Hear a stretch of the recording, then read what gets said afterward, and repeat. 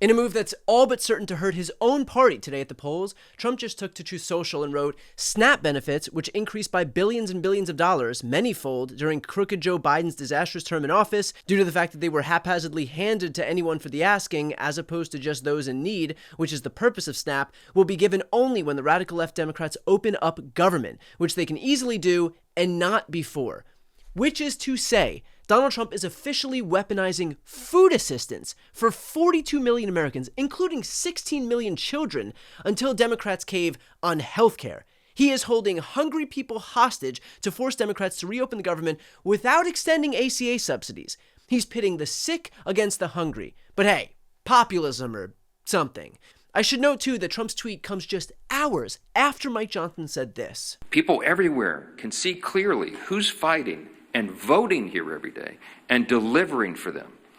And I'll say this clearly to every hardworking American in any place who's missed a paycheck, anyone who has been made to suffer because the services, the health services you rely upon, or the food and nutrition supplement for your family, anyone who is hurting, you have a home in the Republican Party.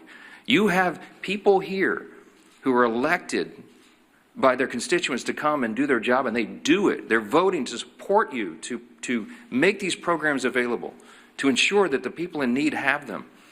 And the Democrats, by stark contrast, are doing the exact opposite. You have a home in the Republican Party where our leader is withholding your food assistance as political leverage to be able to take away your health care. How is that for messaging on Election Day? And what's craziest is that Trump is truly taking 100% of the responsibility here, because just days ago, 2 separate federal judges ordered his administration to release the contingency funds that pay for SNAP. According to the New York Times, in one of the cases, Judge John McConnell of the U.S. District Court for the District of Rhode Island ordered on Friday that the Trump administration must distribute the contingency money timely or as soon as possible for the November 1st payments to be made. His order came shortly after another federal judge in Massachusetts handed an early victory to about 24 states, which similarly had sued to force the release of food stamp funding. In that case, Judge Indira Talwani of the U.S. District Court for the District of Massachusetts found that the decision to halt SNAP benefits was unlawful. She required the administration to explain by Monday how it would fund aid in November. Quote, Congress has put money in an emergency fund. It's hard for me to understand how this isn't an emergency when there's no money and a lot of people are needing their SNAP benefits. In fact, the Trump administration just told a federal judge yesterday, Monday, that it would use contingency funds to pay 50% of normal SNAP benefits for November. So when Trump posts today that benefits, quote, will be given only when the radical left Democrats open up the government, he is contradicting his own administration's court filing from literally 24 hours earlier. And so now you can see the truth about SNAP and how Republicans are weaponizing hunger. They were calling the lawsuit to release SNAP funds frivolous because they didn't want it to succeed. They wanted people to go hungry because it was a bargaining chip for them. They tried to undermine a case that ultimately succeeded in ensuring that 42 million Americans got food. And this is the What Would Jesus Do party? We've got pious Mike Johnson heading the charge here. In fact, I asked Governor Gavin Newsom about that exact point. Here's what he had to say. We were really proud in California to be one of the leads on that lawsuit, and very proud of this judge to state the obvious, who looked at the actual language that said the USDA shall appropriate contingency funds, and that includes, by the way, considerations for exactly what occurred, a government shutdown. That literally on September 30th, the USDA put out a press release saying these funds are available for precisely that use in case there is a government shutdown, only to see that disappear on their website. And now they're trying to erase any consciousness or memory or any sense of decency on behalf of the American people. Look, you'd expect that of Donald Trump. Let's push that aside. But you started that question with Mike Johnson. Right, the most pious man in Washington, D.C. Like that word, pious. It's a good way to describe him. Who's competing for bullshit, bloviation, and lies with Donald Trump. It's extraordinary what comes out of his mouth. Increasingly, it is beyond the pale. This is the indecency of a man of faith, of someone that literally, he read the same Bible I did. You look at Isaiah, you look at Luke, you look at Matthew, you look at Proverbs, Old Testament, New Testament. One of the central themes in the Bible, essential themes. It's not a suggestion, it's about the alignment to the Almighty, to God. It's a question of hunger and food. No decency, sir.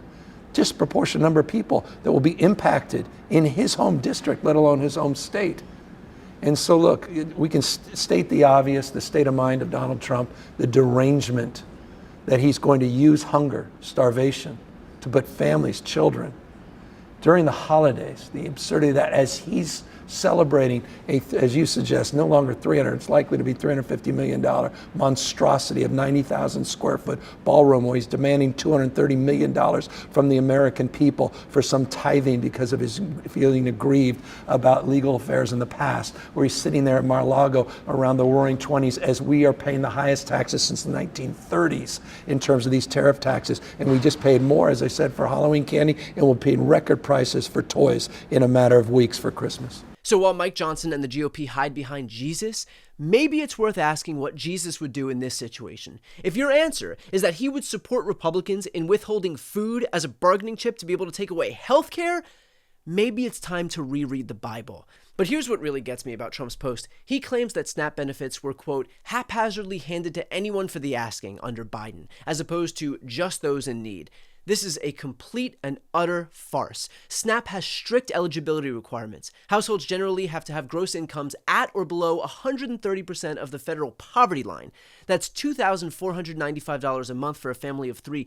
Does Trump think that people are getting rich off of food stamps?